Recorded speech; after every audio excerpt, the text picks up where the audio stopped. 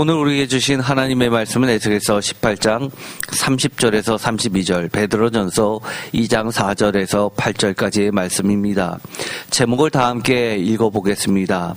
죄악의 걸림돌 대 마음과 영을 새롭게 하고 걸려 넘어지고 부딪히게 할 산돌이신 예수 그리스도. 아멘. 블로그에 제목이 100자까지 들어가는 것이어서 이것이 넘으면 제목이 안 들어가게끔 되어 있습니다. 사실은 제가 맨 처음에 생각했던 제목은 이거였습니다. 그 뒤에 가로 열고 이 들어가 있는 이 말씀이 사실 오늘의 실질적인 제목이나 마찬가지입니다. 가로하고 제목을 읽어보겠습니다. 거부와 수용, 반역과 순종. 이 두 가지 반대말을 통해서 죄악의 걸림돌과 마음과 영을 새롭게 하는 걸려 넘어지고 부딪히게 할 산돌이신 예수 그리스도. 거치는 돌인데, 걸림돌인데 전혀 다른 두 개를 비교해서 말씀을 나누고자 합니다. 이 걸림돌 앞에서 우리는 거부할 수도 있고 수용할 수도 있고 반역할 수도 있고 순종할 수도 있습니다.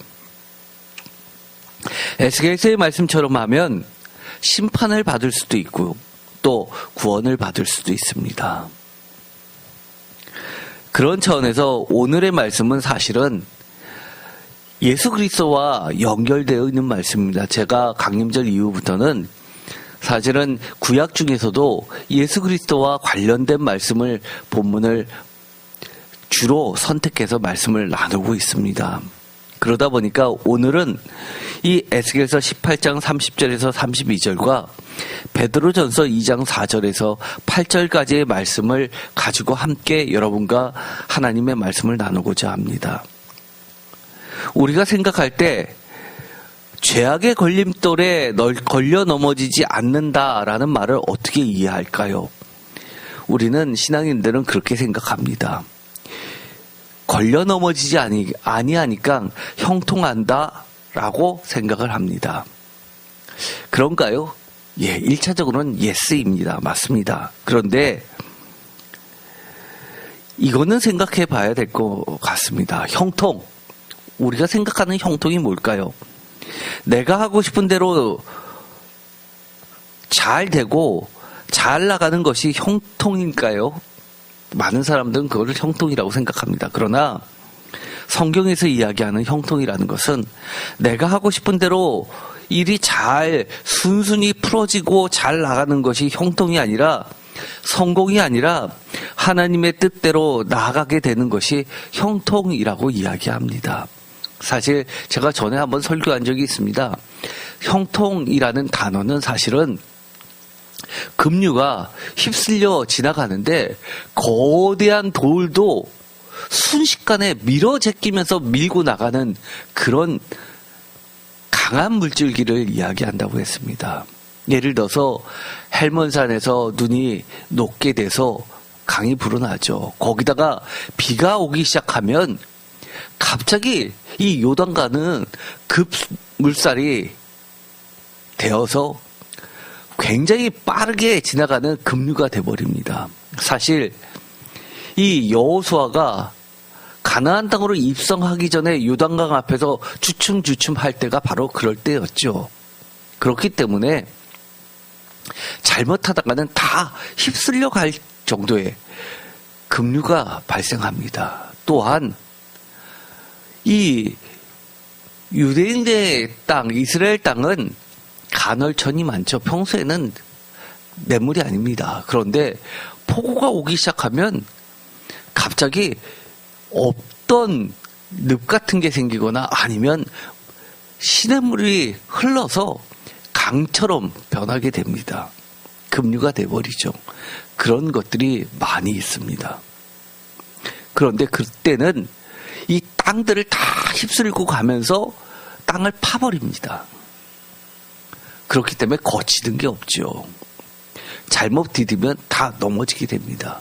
아, 그런 게 어디 있어요? 라고 하지만 우리가 아프리카에 성지순례를 가면 선교 여행을 가보면 선교사님들이 그런 것 때문에 굉장히 어려움을 당하죠. 제가 아시는 분도 이 급류가 발생했는데 그 강을 건너야 되기 때문에 어쩔 수 없이 오토바이를 들고 갈 수는 없으니까 조심해서 건넌다고 건너다가 오토바이 건질내다가 선교사님이 순교를 당할 뻔한 적도 있습니다. 집에 겨우 돌아오니까 사모님이 얼마나 울으면서 그럴 때는 이 오토바이를 버려야지 왜 그거 붙잡고 있어서 당신 죽으려고 하냐고 그랬다는 이야기도 들을 정도로 이런 메마른 땅에서의 우기와 맞물려 있는 그 급류는 위험합니다. 그때는 힘도 무지무지 세죠. 우리가 생각하는 건 한강처럼 그렇게 넓은 강이 아니라 아주 좁게 깊게 파여진 곳에서 흐르기 때문에 아주 셉니다. 내가 하고 싶은 대로 정말 수순이 쫙쫙 뻗어나가는 걸 우리는 많이 바랍니다. 그런데 그것이 하나님은 형통이라고 이야기하지 않습니다. 이 요셉에게 형통이라는 말을 할 때는 하나님의 계획하신 일이 어떤 것도 막을 수 없이 거침없이 흘러나가는 것을 형통이라고 합니다. 요셉이 형통했습니까? 많은 사람들이 성공한 요셉을 생각해서 형통이라고 이야기하죠. 그러나 어떻게 됐습니까? 감옥에 가게 됐죠. 형통입니까? 그러나 하나님은 그것을 형통이라고 합니다. 보다 큰 그림으로 하나님의 계획으로 보면 아무리 요셉이 건너와서 공부를 잘하고 했다 하더라도 국무총리가 될 수 있습니까? 불가능하죠. 하나님이 보내신 그 감옥은 그야말로 오늘날로 이야기하면 장원급제나 마찬가지로 고속도로를 뚫어서 왕 앞에 데려가는 아주 가장 빠른 형통의 길이었다는 사실을 우리는 기억할 필요가 있습니다. 바로 앞에 바로 서서 그리고 하나님의 뜻을 있는 그대로 전하면서 목숨 걸고 거짓 없이 하나님의 뜻을 전해서 결국은 하나님의 뜻이 순탄하게 흘러가는 것이 바로 형통입니다. 그런데 오늘 말씀을 보면 이런 말씀이 나오게 됩니다. 에스겔서 18장 30절 주 여호와의 말씀이니라 이스라엘 족속아 내가 너희 각 사람이 행한 대로 심판할지라 너희는 돌이켜 회개하고 모든 죄에서 떠날지어다 그리한즉 그것이 너희에게 죄악의 걸림돌이 되지 아니하리라. 쉽게 말해서 장애물이 되지 않을 것이다 라고 이야기합니다. 31절 너희는 너희가 범한 모든 죄악을 버리고 마음과 영을 새롭게 할지어다 이스라엘 족속아 너희가 어찌하여 죽고자 하느냐. 32절 주 여호와의 말씀이냐 죽을 자가 죽는 것도 내가 기뻐하지 아니하노니 너희는 스스로 돌이키고 살지니라. 이 말씀을 보면 여기서 죄악의 걸림돌이라는 말이 나오게 됩니다. 걸림돌이 뭐죠? 한마디로 걸려 넘어지는 돌입니다. 즉 죄악이 하나님은 뭐라고 이야기하냐면 걸림돌이라고 이야기합니다. 우리가 생각하기에 죄는 누가 죄를 그렇게 좋아합니까? 죄는 다 피해가죠. 아니요. 우리가 죄는요. 나 나쁜 거야 라고 대놓고 얘기하지 않습니다. 보기에는요. 굉장히 탐스럽습니다. 선악과 사건이 바로 그런 겁니다. 죄는요. 갖고 싶은 것으로 만나 보이는 것으로 그럴싸한 것으로 성공할 것 같은 것으로 내가 바라는 것을 이루어질 것 같은 것으로 포장합니다. 그래서 죄악의 걸림돌입니다. 심지어 이렇게 이야기하죠. 사도 바울은 탐심이 곧 우상숭배라고 이야기합니다. 10계명 중에서 맨 마지막 사건 바로 탐심을 이야기하면서 첫 번째 하나님만을 섬기라 라고 하는 그것 제1계명과 처음과 끝을 장식하면서 같이 보고 있습니다. 언제나 이처럼 죄는 걸림돌입니다. 그럴싸해 봐서 안 걸릴 것 같고 성공일 것 같은데 거기에 걸려 넘어지는 겁니다. 형통일 것 같은데 그것이 나의 인생을 하나님 앞에서 끝장내게 하는 올무입니다. 그래서 성경 다른 곳에서는 이 걸림돌을 올무라고 번역하기도 합니다. 에스겔서 3장 20절 또 의인이 그의 공의에서 돌이켜 악을 행할 때에는 이미 행한 그 공의는 기억할 바 아니라 내가 그 앞에 거치는 것을 두면 그가 죽을지니 이는 내가 그를 깨우치지 않음이니라. 그는 그의 죄 중에서 죽으려니와 그의 핏값은 내가 내 손에서 찾으리라. 표준 세번역으로 읽어보면 이렇습니다. 또 만약 의인이 지금까지 걸어온 올바른 길에서 떠나서 악한 일을 할 때에는 내가 그 앞에 올무를 놓아 그 의인 역시 죽게 할 것이다. 내가 그를 깨우쳐 주지 않으면 그는 자기가 지은 그 죄 때문에 죽을 것이다. 그리고 그가 이미 행한 의로운 행실은 하나도 기억되지 않을 것이다. 그러나 그 사람이 죽은 책임은 내가 너에게 묻겠다. 여기서 보면 거치는 것, 이것을 올무라고 번역하고 있습니다. 그런데 고린도전서에 보면 사도 바울이 이 거치는 이야기를 하는데 매우 색다르게 이야기합니다. 고린도전서 10장 32절 유대인에게나 헬라인에게나 하나님의 교회나 거치는 자가 되지 말고, 그것을 표준세 번역은 여러분이 유대 사람에게도 그리스 사람에게도 하나님의 교회에도 걸림돌이 되지 마십시오. 거치는 돌이 되지 말라고 이야기합니다. 방해꾼이 되지 말라는 얘기도 되죠. 하나님의 길을 막는 자가 되지 말라는 겁니다. 복음에 거치는 돌이 되지 말라고 이야기하는 겁니다. 이사야서 57장 14절 그가 말하기를 도두어 길을 수축하여 내 백성의 길에서 거치는 것을 제하여 버리라 하리라. 여기서는 거치는 것, 방해하는 것을 이야기하죠. 장애물이 되지 말라는 이야기입니다. 그런데 로마서 9장에 보면 사도 바울이 이 거치는 부정적인 이야기를 어디에다 두고 있냐면 예수 그리스도에게 두고 있습니다. 로마서 9장 33절 기록된 바 보라 내가 걸림돌과 거치는 바위를 시온에 두노니 그를 믿는 자는 부끄러움을 당하지 아니하리라 함과 같으니라. 표준세번역으로 다 같이 읽어보겠습니다. 그것은 성경에 기록된 바와 같습니다. 보아라 내가 시온에 부딪히는 돌과 걸려 넘어지게 하는 바위를 둔다. 그러나 그를 믿는 사람은 부끄러움을 당하지 않을 것이다. 아멘. 시온에 하나님이 두시는 거치는 돌, 믿음의 산돌, 이것은 바로 예수님을 이야기합니다. 예수님을 믿으면, 그렇다면 내가 원하는 대로 내 모든 일이 이루어진다, 형통한다. 우리가 복음을 전파할 때, 전도를 할 때 흔히들 이렇게 가르칩니다. 예수님 믿으면 복 받아요. 문제 해결돼요. 맞을까요? 어떤 면에서는 맞지만 어떤 면에서는 틀립니다. 그러나 저는 이렇게 이야기하죠. 세상 사람들이 이야기하는 이 형통의 개념으로 만약에 얘기했다면 노입니다. 세상의 형통이 아니라 하나님의 형통이죠. 하나님의 뜻대로 예수님처럼 살아가게 되는 것이 형통입니다. 그래서 만약에 시온에 두신 거치는 돌, 믿음의 산돌 예수님을 믿으면 하나님의 뜻대로 예수님처럼 살아가게 됩니다라고 이야기한다면 그거는 예스이죠. 예수 그리스도가 언제나 나의 삶에 거치는 바위가 되어주셔서 죄악의 길로 갈 때는 막아주시고 주님의 길로 나아가게 되는 것이 형통입니다. 로마서 9장 33절 기록된 바 보라 내가 걸림돌과 거치는 바를 시온에 두더니 그를 믿는 자는 부끄러움을 당하지 아니하리라 함과 같으니라.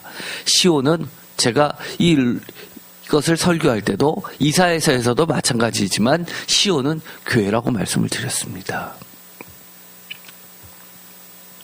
갈라디아서 5장 11절 형제들아 내가 지금까지 할례를 전한다면 어찌하여 지금까지 박해를 받으리요. 그리하였으면 십자가의 걸림돌이 제거되었으리니.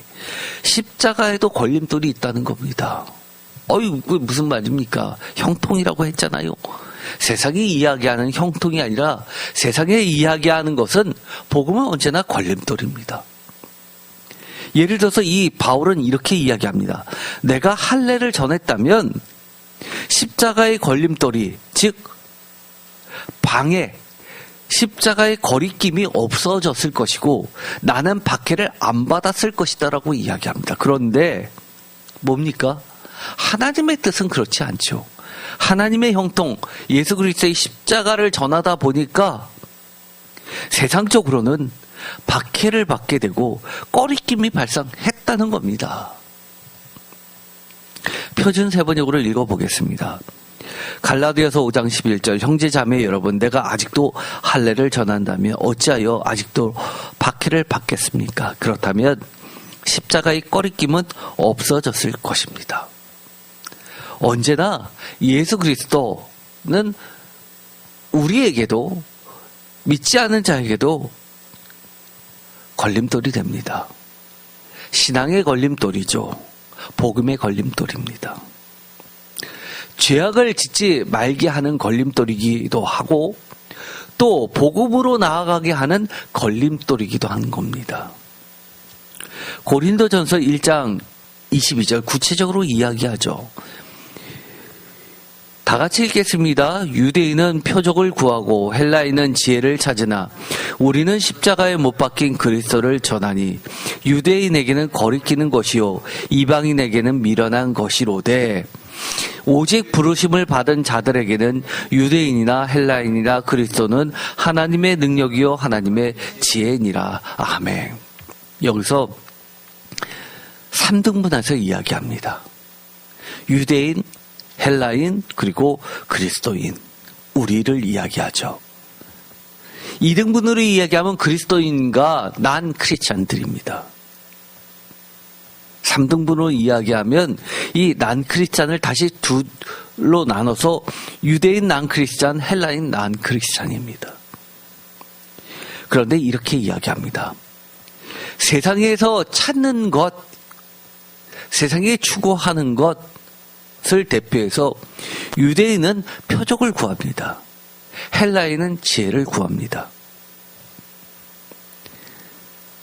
다른 말로 이야기하면 그게 무엇일까요? 유대인은 이 표적을 구한다는 것은 능력을 구하는 겁니다. 기적을 구하는 거죠. 신비한 능력입니다. 헬라인은 무엇을 구하죠? 지혜를 구합니다. 그런데 세상은 이런 것을 구하고 쫓고 있는데 우리 크리스찬들을, 즉 십자가에 못 박힌 그리스도를 쫓아가고 그것을 전하는 우리는 무엇을 전한다고 이야기합니까? 표적도 전하는 것이 아니라 지혜도 구하는 것이 아니라 오직 뭡니까? 십자가에 못 박힌 그리스도를 전한다고 이야기합니다. 십자가에 못 박힌 그리스도는 무엇이냐라고 할 때 그것은 하나님의 능력이고 하나님의 지혜라고 이야기합니다. 그것을 이 세상 사람들은 뭐라고 이야기하냐면 유대인들에게는 거리끼는 것이요 이방인에게는 미련한 것이라고 이야기합니다. 유대인들에게 능력을 찾는 자들에게 이것이 하나님의 능력이야 얘기했더니만 그들은 거리낀다고 이야기합니다. 나무에 달려 들어가신 예수이기 때문입니다. 이방인들은 지혜를 찾는다고 하는데 하나님의 지혜를 이야기했더니만 이것을 미련하다고 이야기한다는 겁니다. 이처럼 크리스찬과 난 크리스찬은 복음과 복음이 아닌 것은 이렇게 뚜렷한 대립을 이룹니다. 즉 복음을 어떻게 설명하고 있느냐 하면 걸림돌로 이야기를 하는 겁니다. 그만큼 하나님을 믿지 않고 예수 그리스도를 받아들이지 않는 자에게는 걸림돌이라는 겁니다. 그런데 하나님의 입장에서는 뭐라는 겁니까? 예수 그리스도를 믿지 않는 자, 즉 수용하지 않는 자, 거부하는 자에게는 그것이 죄악에 거치는 바위, 걸려 넘어지는 죄악, 걸림돌이라고 이야기를 하는 겁니다. 이사야서 28장 16절 그러므로 주 여호와께서 이같이 이르시되 보라 내가 한 돌을 시온에 두어 기초를 삼았노니 곧 시험한 돌이요 귀하고 견고한 기초돌이라. 그것을 믿는 이는 다급하게 되지 아니하리로다. 이것도 이사야서 할 때 설교했습니다. 바로 이 본문이 이 사도 바울이 그렇게 이야기했었던 말씀의 근거 본문이 되는 겁니다. 이거 말고도 시편에도 나와 있죠. 어쨌든 간에 이 근거 말씀, 시온에 둔 시험한 돌, 이것은 표준세 번역은 이렇게 이야기합니다. 내가 시온에 주춧돌을 놓는다. 얼마나 견고한지 시험하여 본 돌이다. 이 귀한 돌을 모퉁이에 놓아서 기초를 튼튼히 세울 것이니 이것을 의지하는 사람은 불안하지 않을 것이다. 다시 말해서 이 시온의 교회에 세워진 이 기초석, 시험한 돌, 귀하고 견고한 돌, 주춧돌, 견고한지 시험하여 본 돌, 귀한 돌, 모퉁이 돌, 이것은 다 뭐라는 겁니까? 예수 그리스도라는 겁니다. 시편 118편 22절 다 같이 읽겠습니다. 건축자가 버린 돌이 집 모퉁이의 머릿돌이 되었나니, 버린 돌이지만, 거부한 돌이지만 머릿돌, 기초돌이 되었다고, 머릿돌이 되었다고 이야기합니다. 사실 이스라엘 사람들에게 있어서 이 머릿돌은 우리나라 사람들이 생각하는 전통적인 개념의 기초석하고는 약간 차이가 나게 됩니다. 제가 평신도 때 회사에서 그리스로 출장을 다녀온 적이 있습니다. 그래서 아테네로 출장을 갔기 때문에 사도 바울의 그 유적지를 바이어한테 부탁해서 주말에, 쉬는 날에, 주일날 여행을 갔다 온 적이 있습니다. 고린도 지역을 갔더니만 그렇게 이야기합니다. 여기가 고린도인데 그 사람이 가르쳐주면서 머릿돌이 뭔지 아냐고 이야기합니다. 그래서 제가 기초석이요라고 얘기했습니다. 우리도 보면 건물을 새로 지으면 이 지층에 입구 바로 앞에 정사각형으로 비석처럼 이렇게 세우고 머릿돌 이렇게 써놓은 거 많이들 보셨죠? 그런데 이 그리스 사람, 로마 사람들, 이 헬레니즘 시대의 이 머릿돌은 어떻게 돼 있냐면 그 사람이 저를 데리고 가서 바이어가 이렇게 보여주는 겁니다. 저게 바로 머릿돌입니다. 라고 하는데 어떻게 되어 있냐면 이렇게 집이 이렇게 있죠. 그리고 위에는 동글랗게 돌을 이렇게 쌓아나갑니다. 그러면 맨 저쪽에 돔 형식으로 해서 맨 끝에 딱 끼워 놓는 게 있습니다. 그게 머릿돌입니다. 돌들을 이렇게 자금자금씩 해서 이렇게 해서 올라가서 맨 끝에 마치 못을 박듯이 쐐기처럼 딱 박아서 힘으로 서로 지탱해서 나머지가 흔들리지 않게 무너져 내리지 않게 돔 형식을 받쳐주는 돌이 머릿돌입니다. 그야말로 머리 위에 있는 머릿돌입니다. 그러면서 저 머릿돌이 없으면 이 돔이 무너진다는 겁니다. 그래서 이 머릿돌은 정말로 성경에 있는 것처럼 버려진 돌들 중에서 작은 거를 찾아서 그 쌓아놓은 돌의 나머지 구멍에 그걸 사이즈를 딱 재가지고 그것에 맞춰서 자꾸 이렇게 정지를 해가지고 아주 딱 끼게끔 그걸 맨 마지막에 딱 끼워 놓는 것이 머릿돌이라고 합니다. 머릿돌이라는 얘기는 기본적으로 내버려진 돌 중에서 찾는 겁니다. 찾아서 이게 없으면 완성이 안 되는 겁니다. 그런데 그러냐고, 우리나라에선 이게 기초석이라고 하면 맨 밑에 집을 세울 때 세워놓는 걸로 알고 있는데 저게 머릿돌이었냐고 그렇게 제가 얘기한 적이 있습니다. 베드로전서 2장에 보면요, 이 예수 그리스도 머릿돌 이야기, 기초석 이야기 이렇게 이야기합니다. 베드로전서 2장 4절 다 같이 읽겠습니다.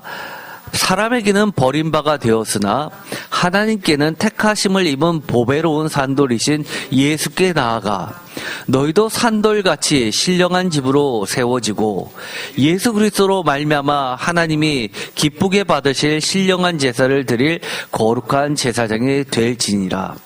성경에 기록되었으되 보라 내가 택한 보배로운 모퉁이 돌을 시온에 두노니 그를 믿는 자는 부끄러움을 당하지 아니하리라 하였으니 그러므로 믿는 너희에게는 보배이나 믿지 아니하는 자에게는 건축자들이 버린 그 돌이 모퉁이의 머릿돌이 되고 또한 부딪히는 돌과 걸려 넘어지게 하는 바위가 되었다 하였느니라.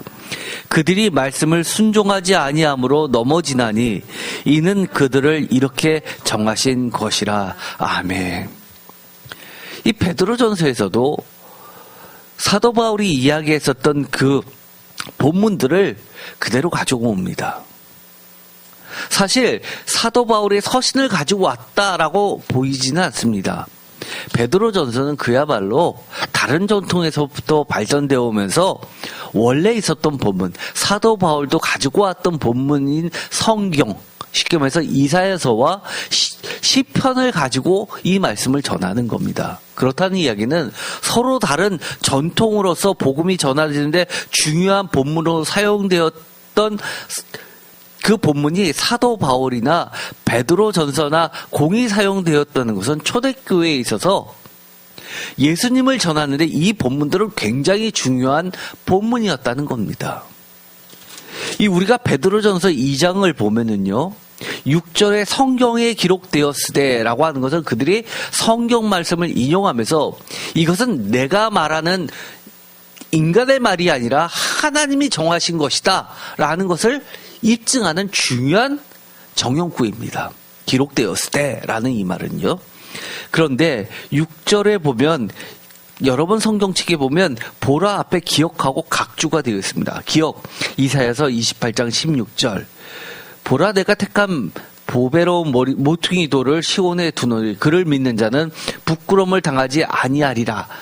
바로 이 기억에 해당하는 게 한 칸 들어가셔서 인용 본문으로 쓰여져 있습니다. 그리고 나서 그 7절에도 마찬가지로 니은되어 있고 건축자들이 버린 그 돌이 모퉁이의 머릿돌이 되고 라는 말도 들어가져 있고요. 그 밑에 각주되어 있고 니은 시편 118편 22절 되어 있습니다. 성경을 그대로 인용해서 쓰면서 자기 말하고 구분되게 들여서 이야기를 하고요. 또한 그 다음에 부딪히는 돌 앞에 디귿해 놓고요. 부딪히는 돌과 걸려 넘어지게 하는 바위가 되었다라고 또 들어가서 표시를 해놓고 이 디귿에는 이사야서 8장 14절이라고 각주를 해놓고 있습니다. 이처럼 성경을 그대로 가지고 와서 예수 그리스도를 전하는 데 사용하는데요. 이 본문이 사실은 사도 바울과 베드로 전서의 저자를 베드로라고 이야기한다라고 한다면 저는 이렇게 이야기합니다. 베드로 교회라고 이야기합니다. 사도 교회라고 이야기를 합니다. 마치 마태복음을 저자를 마태라고 이야기하지 않고 제가 마태 교회, 마태 공동체라고 이야기하는 것처럼 그렇습니다. 베드로 전서도 마찬가지로 베드로 교회라고 한다면 베드로 교회, 사실 이 베드로 전서는 어디에 쓰여졌습니까? 로마 교회에 쓰여진 겁니다. 여기서 베드로전서 1장 1절에 예수 그리스도의 사도 베드로는 본도, 갈라디아, 갑바도기냐, 아시아와 비두니아에 흩어진 나그네 2절 곧 하나님 아버지의 미리 아심을 따라 성령이 거룩하게 하심으로 순정한가 예수 그리스도의 핏부림을 얻기 위하여 택하심을 받은 자들에게 편지하노니라고 할 때 이 수신자들은 로마에 각각 흩어져 있는 모든 교회, 로마를 기준으로 해서 흩어져 있는 교회들을 이야기를 하는 겁니다. 그래서 이 베드로전서에 보면 바벨론 이야기가 나오는데 이 바벨론이라는 것은 그 당시에 초대교회에 있어서 로마를 지칭하는 은어였습니다. 그래서 이 은어를 통해서 베드로 교회는 로마에 상당한 영향을 미쳤었던 교회임을 알 수 있습니다. 예를 들어서 이 베드로전서 5장 13절에 보면 이렇게 되어 있습니다. 택하심을 함께 받은, 다 같이 읽겠습니다. 바벨론에 있는 교회가 너희에게 무난하고 내 아들 마가도 그리하니라 라고 되어 있습니다. 바벨론에 있는 교회라고 해놓고 이 내 아들 마가도 그리하니라 라고 되어 있어서 이 바벨론은 은어이기 때문에 로마 교회를 지칭한다고 이야기합니다. 그래서 사실은 이 신약 성서가 성서로 채택이 될 때 왜 마태복음, 마가복음, 누가복음, 요한복음 순서로 되어 있는지 제가 전에 한번 얘기한 적 있죠. 그거는 사도의 권위를 이야기를 하는 겁니다. 사도의 권위의 순서대로 배치를 한 건데요. 마태복음은 흔히들 이렇게 초대교회에서는 생각을 했습니다.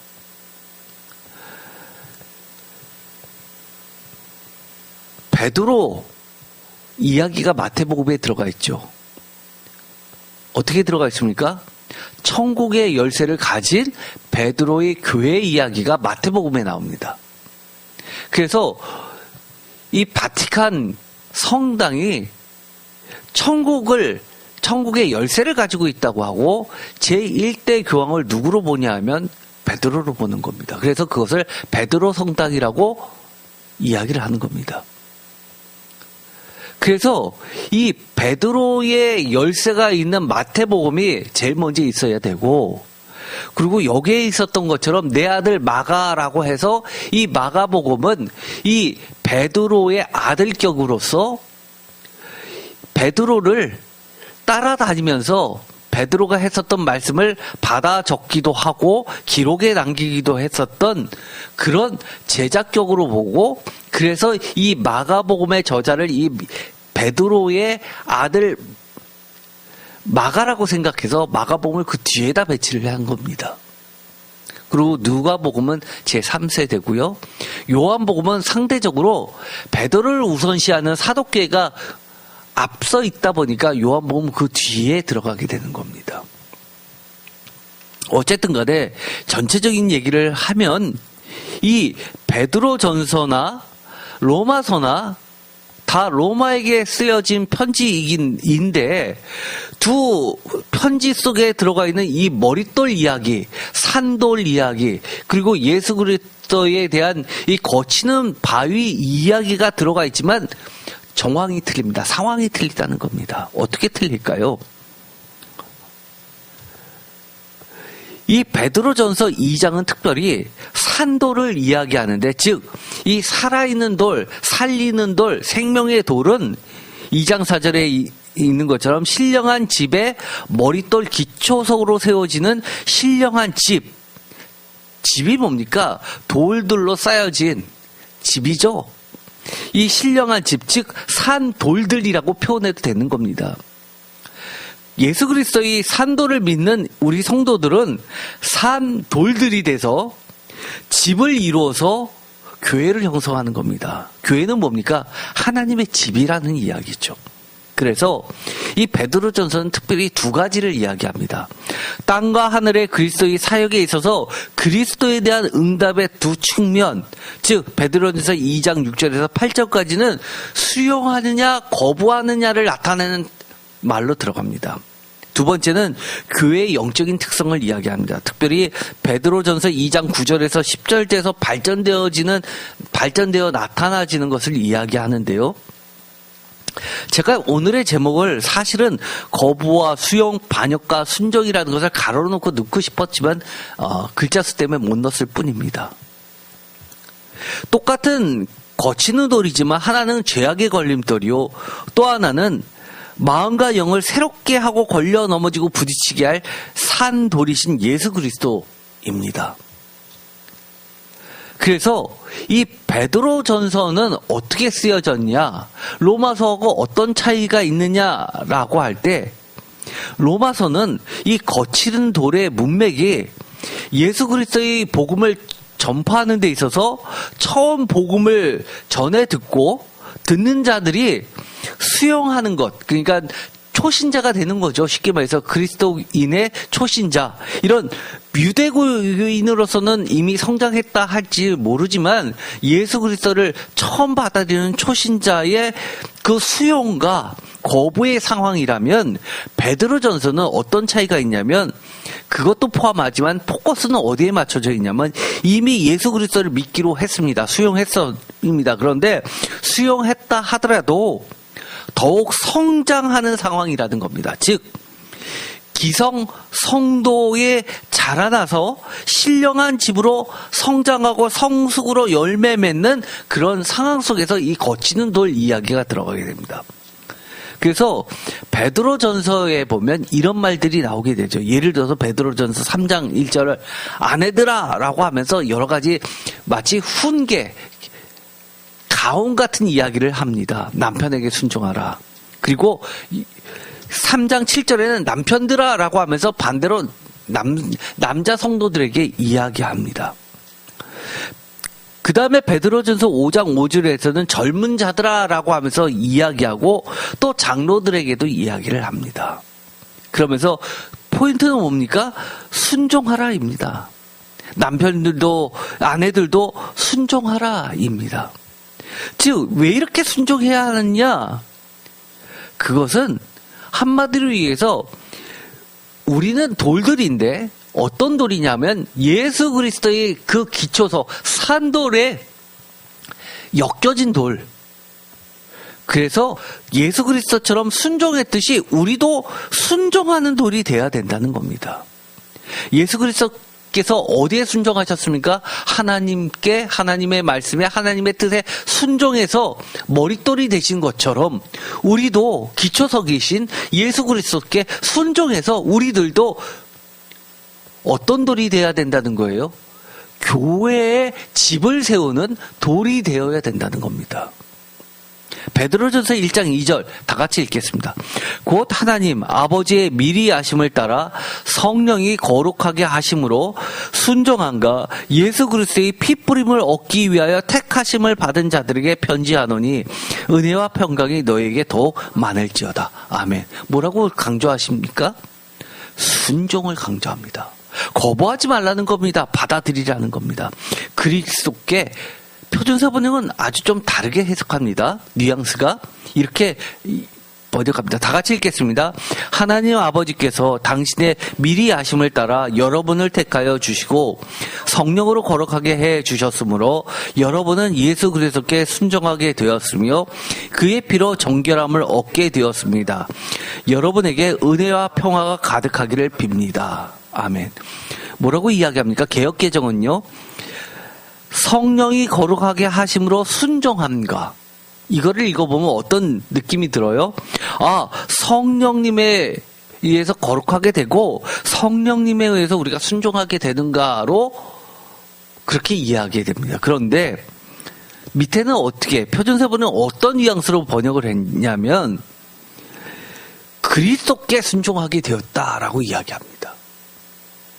즉 베드로전서는 뭐에 보다 중심을 두고 있냐면 성장이라는 것에 보다 강점을 두고 있습니다. 베드로전서 1장 15절 다 같이 읽겠습니다. 오직 너희를 부르신 거룩한 이처럼 너희도 모든 행실에 거룩한 자가 되라. 어떻게 해요? 예수 그리스도께서 거룩하신 것처럼 우리도 모든 행실에 거룩한 자가 되라. 즉 다른 말로 이야기하면 예수 그리스도께서 거치는 바위가 되셔서 산돌이 되셔서 하나님 말씀에 순종한 기초석이 된 것처럼 우리도 예수 그리스도께 순종함으로써 예수님의 말씀에 순종하면서 세상 죄악에는 거치는 돌이 되면서 하나님 앞에서는 순종하는 기초석이 되라는 겁니다. 세상 사람들이 우리의 이 복음을 듣고 우리 위에 또 다른 돌들이 돼서 우리도 하나님의 교회를 이루는 거대한 돌들이 되라는 집들이 되라는 이야기죠. 이처럼 문맥이 약간 차이가 나게 됩니다. 그러면서 이런 이야기를 하죠. 베드로전서 1장 7절 다 같이 읽겠습니다. 너희 믿음의 확실함은 불로 연단하여도 없어질 금보다 더 귀하여 예수 그리스도께서 나타나실 때에 칭찬과 영광과 존귀를 얻게 할 것이니라. 아멘. 뭐를 또 이야기합니까? 믿음의 확실함을 이야기합니다. 믿음을 처음 들었습니다. 받아들였습니다. 다 초신자들이 믿음이 확실합니까? 베드로전서는 기본적으로요. 예수님을 믿겠습니다라고 받아들였습니다. 그런데 우리가 신앙생활을 보면 어떻습니까? 이런저런 이유로 해서 우리도 걸려 넘어집니다. 아유, 예수님을 믿으니까 보통 걸리적거리는 게 아닙니다. 바빠 죽겠는데 교회에 나가야 되고요. 죄악의 방법으로 세상 돈 벌지 말아야 되는데 그런 거 하지 말아야 되고요. 깨끗해야 되고요. 보통 성가신 게 아닙니다. 내가 이렇게 해서 세상에서 어떻게 살지 걱정도 되고요. 하나님은 새들도 들풀도 기르시니까 오직 하나님의 뜻을 이루는데 살라고 이렇게 하지만 기도만 한다고 내가 먹는 게 해결될까라고 하면서 걸려 넘어집니다. 열매 맺지 못하게 되죠. 믿음이 확실한 게 그렇게 쉽지 않습니다. 복음을 전해드렸다고 다 전부 믿음이 확실해집니까? 베드로전서는 기본적으로요. 믿음의 확실함에 다다르도록 그렇게 성장시키는 데 보다 초점이 맞춰져 있습니다.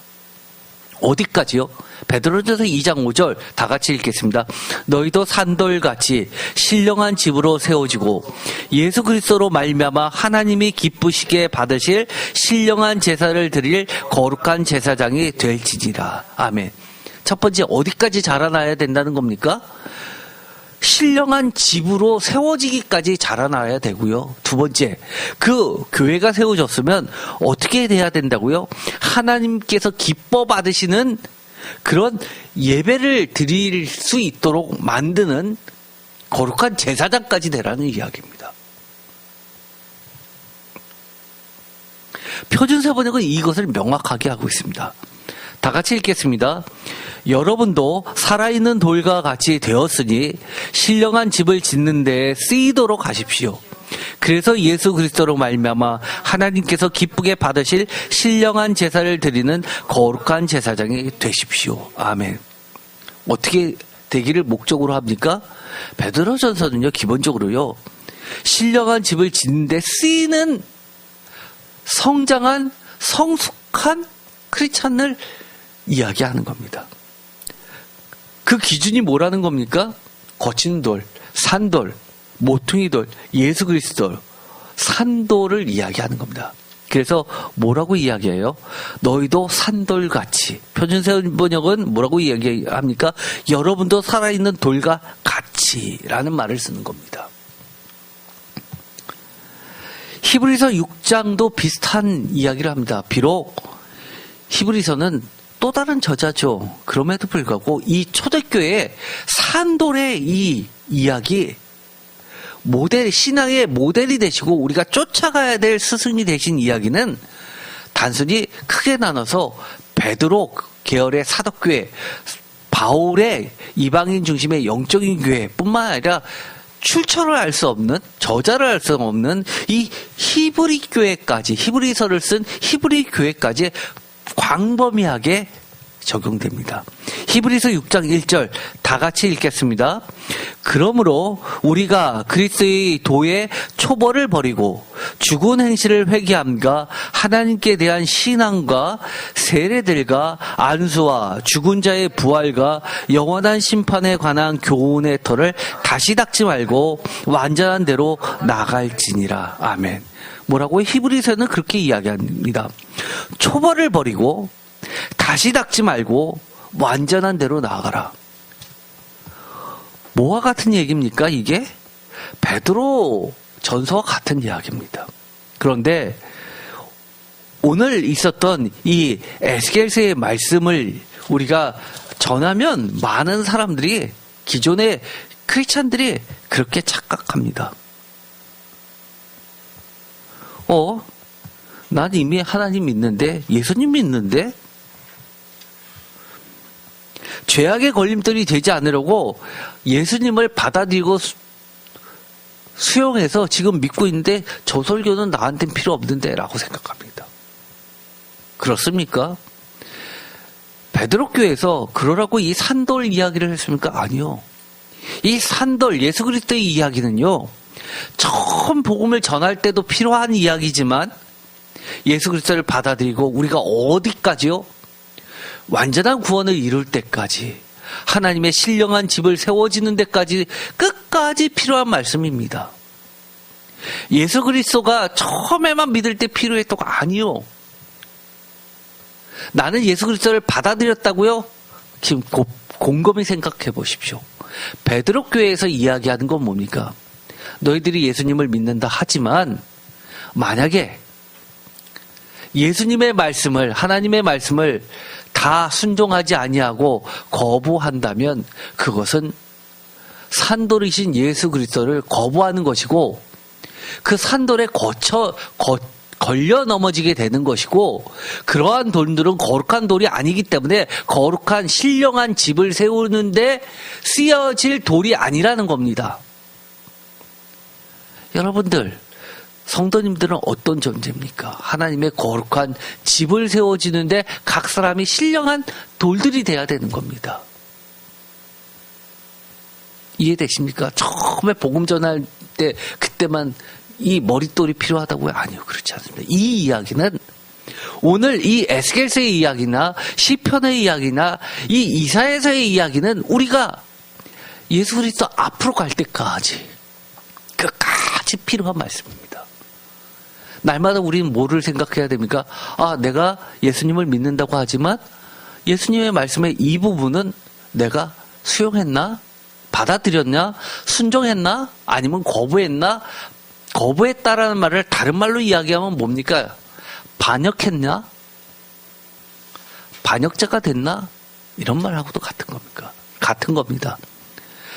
에스겔의 표현대로 하면 구원받을 것인가? 심판받을 것인가? 의 이야기입니다.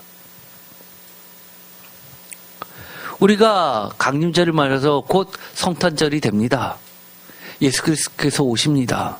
그런데 그 예수 그리스도께서 우리에게 거치는 돌이 되서야 되겠습니까? 우리가 예수님을 믿는다고 하면서 여전히 우리는 유대인처럼 능력을 쫓아가려고 합니까? 표적을 구합니까? 세상에서 내가 이렇게 이야기하면 세상이 쫙 나를 따라오지기를 바랍니까? 아니면 헬라인들처럼 세상의 지혜를 원합니까? 내가 세상의 통찰력을 가지고 높은 데 올라가고 그래서 세상을 꿰뚫어보는 그런 지식을 가진 고위층이 되는 성공한 사람이 되기를 원합니까? 아니요. 이렇게 이야기합니다. 여전히 사도 바울이 이야기한 것처럼 거리끼는 것이고 미련한 것이라고 세상은 이야기할지 모르지만 이것이 곧 하나님의 능력이라고 이야기하고 하나님의 지혜라고 이야기하는 겁니다. 그게 바로 예수 그리스도입니다. 어떠신가요? 여러분은 하나님의 지혜를 받아들이실 겁니까? 아니면 세상에서 원하는 표적과 능력을 여전히 원하십니까? 그렇다면 여러분은 예수 그리스도 산돌에 걸려 넘어지는 존재들이 될 겁니다. 심판의 대상이 될 겁니다. 그런데 하나님의 지혜를 강구했다면, 하나님의 능력을 강구했다면, 하나님의 능력과 하나님의 지혜로 나의 제약된 부분, 하나님의 말씀을 온전히 100% 순종하지 못하는 것들을 제거해 나가기 시작한다면, 태워나가기 시작한다면 우리는 어떻게 지금 자라나게 될까요? 어느 순간 나는 죽을 똥살똥 정말 어려워도 힘들어도 하나님 말씀을 붙잡고 하나님 말씀대로 바보같이 세상에서 미련한 놈 꺼리끼는 저놈 싫어라고 손가락질 당하지만 그래도 하나님 말씀대로 살려고 애쓰다 보면 어느 순간 어떻게 되어 있는 겁니까? 거룩한 하나님의 제사장이 되어 있는 겁니다. 이해되시죠? 하나님의 제사장은 내가 오늘부터 거룩한 제사장이야. 무슨 성대한 식을 하면서 안수받고 그래서 거룩한 제사장 되는 겁니까? 하나님 그렇게 이야기하시는 거 아니에요. 세상으로부터 끊임없이 미련한 놈. 아예 난 저렇게 되기 싫어. 꺼리끼는 존재. 그렇지만 하나님의 능력과 하나님의 지혜를 붙잡으면서 이 죄악의 걸림돌에 걸려 넘어지지 않으면서 하나님의 말씀을 그대로 순종하면, 끝까지 순종하면 하나님이 세워주신 거룩한, 하나님이 거처하시는 하나님의 집에 사용되는 돌이 되어버린다는 겁니다. 그게 거룩한 제사장입니다. 오늘 베드로전서는 사실은 설교를 많이 안 하는 본문이기도 합니다. 왜냐하면 거기까지 믿음이 자라나지 못했기 때문에 말씀을 전하지 못하는 겁니다. 아유, 그 단어가 거의 똑같아서 산돌이고 뭐 그래서 우리가 복음을 전할 때 예수 그리스도는 그런 거야. 그런 차원이 아니죠. 여전히 우리에겐 유효하고 너무나 귀한 산돌 예수 그리스도이십니다. 우리 모두가 끝까지 자라나게 되기를 간절히 축원드립니다. 기도하고 마치겠습니다. 하나님 감사합니다. 오늘 예수 그리스도의 기초석 머릿돌, 세상 사람들은 버릴지 몰라도 너무나 귀한 하나님의 신령한 집의 머릿돌이십니다. 우리 모두도 그 순종하셨던 예수님처럼 우리도 예수님의 말씀에 하나하나 순종하면서 죄악들을 버릴 때, 걸려낼 때 우리도 어느 순간 세상에 손가락질, 미련한 놈이라고 손가락질 당하고, 아니 난 저렇게는 예수님 믿고 싶지 않아 라고 거리낄다 하더라도 어느 순간 하나님의 거룩한 제사장이 되어 있음을 발견하게 될 것입니다. 하나님, 저희들 신령한 집으로 굳건하게 세워주시고 하나님께서 늘 우리 안에 거하여 주시옵소서. 예수 그리스도의 이름으로 기도드립니다.